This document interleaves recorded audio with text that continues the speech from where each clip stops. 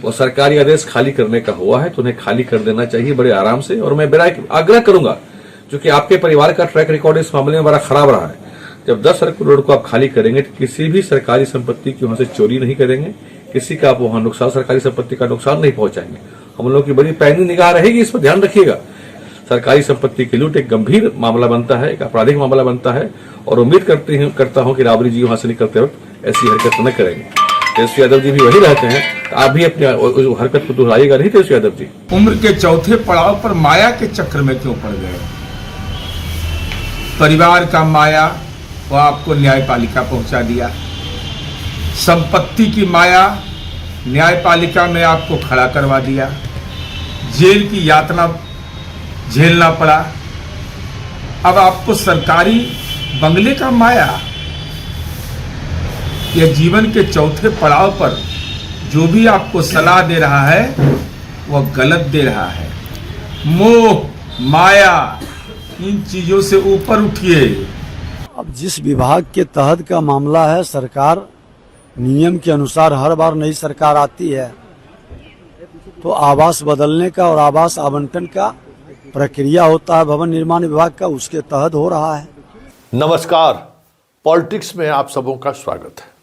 और आज हम पॉलिटिक्स में बात लालू के को बेघर करने की, उस पॉलिटिक्स की करने जा रहे हैं जिसके सहारे कहा जा रहा है कि नीतीश अगर सोचते भी हैं पाला बदलने को लेकर तो वो रास्ता ही बंद कर दे जिस रास्ते के सहारे लालू और नीतीश की मुलाकात की चर्चा मीडिया में होती रहती है।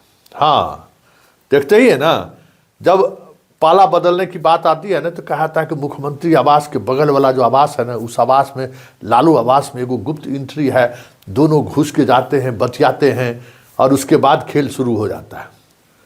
मतलब मीडिया के गॉसिप पर किस तरीके से दिल्ली हरकत में आई है, क्या कहे उसको। कि मतलब दिल्ली के बारे में कहा जाता है कि जिसका अपना खुफिया तंत्र इतना मजबूत है और हर किसी पर उसकी खास नज़र रहती है, वो अगर मीडिया के गॉसिप पर अगर चलकर अगर इस तरीके की बात सोच रहा है तो भगवान मालिक है। खैर, सवाल वो नहीं है। सवाल ये है कि लालू यादव को आवास खाली करने का इनसाइट स्टोरी क्या है, स्वाभाविक प्रक्रिया है या फिर कुछ खेल है, कुछ पेच है। हम इस खबर पर पिछले 24 घंटे से, लगभग 24 घंटे से नज़र हम बनाए हुए थे कि आखिर हो क्या रहा है, क्योंकि ये निर्णय दिल्ली से आए एक फ़ोन कॉल्स के बाद लगभग 34 से 35 मिनट के अंदर पत्र जारी करके इसको एग्जीक्यूट करने की जिम्मेवारी खास अधिकारी को दी गई है। समझ में आ रहा है ना? एकदम सीधे दिल्ली से फ़ोन आया कि यहाँ से इनको बाहर करिए, एकदम पक्की खबर है। और उसके बाद जो कुछ भी हुआ सब चर्चाएं हो रही हैं, लेकिन लालू परिवार चुप है, ये रहस्य का विषय है। रोहिणी का ट्वीट आया है, लेकिन लालू परिवार की तरफ तेजस्वी या लालू यादव की कोई प्रतिक्रिया नहीं है, या राबड़ी की कोई प्रतिक्रिया नहीं आई है कि आखिर उनको आशियाना विहीन क्यों किया जा रहा है। और वैसे भी उम्र के उस पड़ाव में जब लालू यादव का जो स्वास्थ्य है, फिर जो स्थिति है, उम्र के इस पड़ाव में जो व्यवहार उनके साथ हो रहा है, उसको कौन सही ठहरा सकता है। कई तरह के सवाल हैं कि भाई, सवाल ये भी कहा गया, कुछ मीडिया हाउस खबर भी चला रहे हैं कि भाई जो चीज़ें आप देख रहे हैं ना, तेजस्वी गया था हाई कोर्ट, पूर्व मुख्यमंत्री को क्यों बंगला दिया गया। हम लोग तहकीकात किए, कहीं से कोई ऐसी बात नहीं है। तेजस्वी किसी हाई कोर्ट में जाने की बात ही नहीं है। पूर्व मुख्यमंत्री के बंगला के रूप में वो थोड़ी रह रही थी, वहाँ नेता प्रतिपक्ष के रूप में वो रह रही थी। आप नेता प्रतिपक्ष विधान परिषद का आप वहाँ से बदल दे रहे हैं, अब आप उनको दूसरे जगह आप भेज दिए।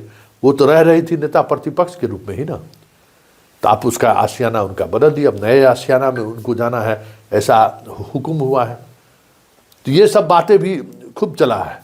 ये भी हुआ कि भाई उस घर में जब से लालू परिवार गया है तब से जीत नसीब नहीं हुई है।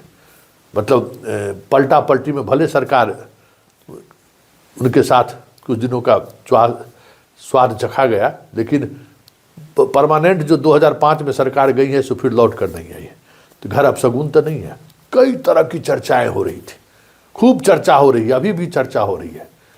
लेकिन इन तमाम चर्चाओं के बीच जो सबसे महत्वपूर्ण चर्चा है वो चर्चा ये है, और जो बहुत ही सच्चाई के करीब है, कि कहा जा रहा है कि नीतीश कुमार और लालू यादव का जो घर की दूरी है उसको बढ़ा दिया जाए।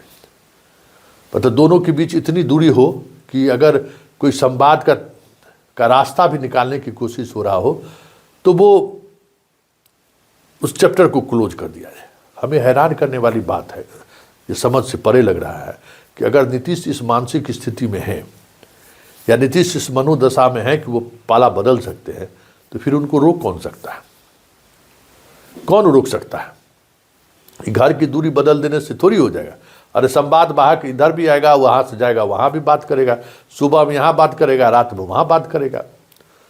टेलीफोन के ज़माने में, मोबाइल के ज़माने में इस दूरी का क्या मतलब है? लेकिन दूरी इसी की वजह से बढ़ाई गई है। लेकिन एक सवाल है ना कि आखिर दिल्ली को इसकी क्या जानकारी मिली कि इस तरीके से हरकत में आ गई दिल्ली? क्योंकि विजय चौधरी काम नहीं कर सकते, ये बात तय मानिए कि विजय चौधरी से ये काम नहीं हो सकता कि लालू यादव को भवन खाली करा के दे। नीतीश कुमार भी ये काम नहीं कर सकते।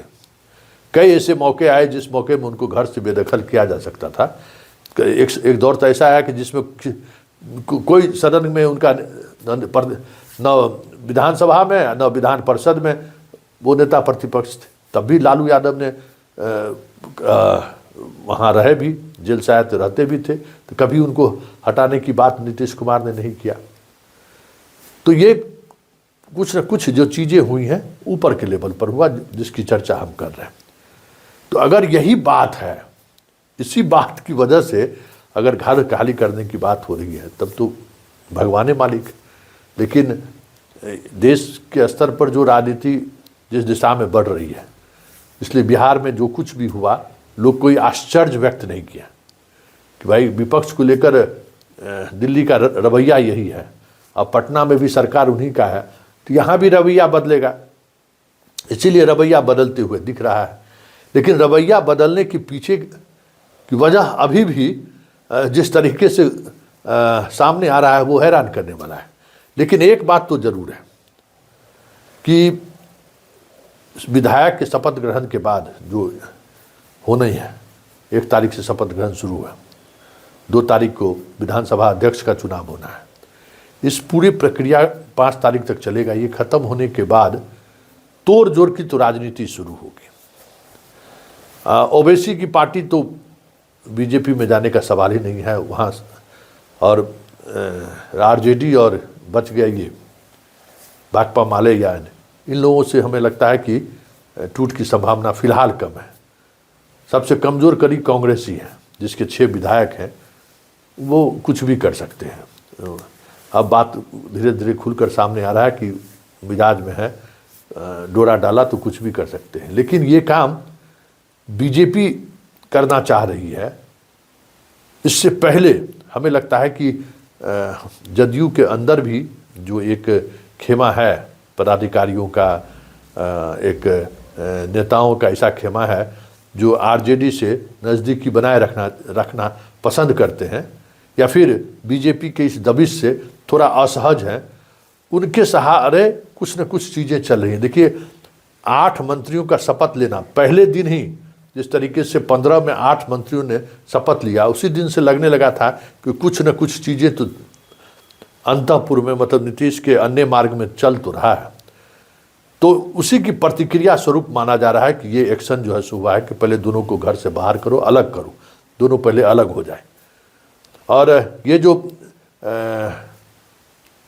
कांग्रेस को मिलाने की बात हो रही है, जो जदयू खुद चाह रही है कि कांग्रेस के लोगों को हम अपने में मिला लें, आरएलएसपी के अंदर भी बबेला मचा हुआ है। हालांकि आरएलएसपी वाले को भाजपा का बोर उन्हें ज़्यादा पसंद है। आरएलएसपी वाले नीतीश के करीब जाने के बजाय भाजपा के करीब जाने की चर्चा तेज हो गई है। उपेंद्र कुशवाहा अकेले रह जाएं पत्नी को छोड़कर तो कोई बड़ी बात नहीं होगी। तो ये सारी चीज़ें चल रही हैं, और अगर इस चीज़ को अंजाम तक देने की बात बीजेपी सोच रही है। मतलब जल्द ही वो नई सरकार बनाने पर विचार शुरू कर दिया। और नीतीश का जो प्लान बी है उसको कैसे रोका जाए, उसी को के मद्देनज़र ये घर खाली कराने की बात आ रही है। वैसे आदेश का तुरंत अनुपालन हो जाए कोई ज़रूरी नहीं है। लोग कोर्ट भी जाते हैं, बहुत सारी चीज़ें भी सामने आती हैं, बहुत तरह का राजनीतिक कंपल्सन भी उस बीच में खड़ा हो जाता है। तो तत्काल तो 2-4-10 दिनों में घर खाली कराना संभव नहीं है, लेकिन इसके सहारे जो हमें लगता है कि जो सियासत साधने की कोशिश हो रही थी ना, कहीं न कहीं उस सियासत साधने को लेकर यह कार्रवाई दिल्ली से हुई है। ये तो साफ अब संकेत के तौर पर समझा जा सकता है।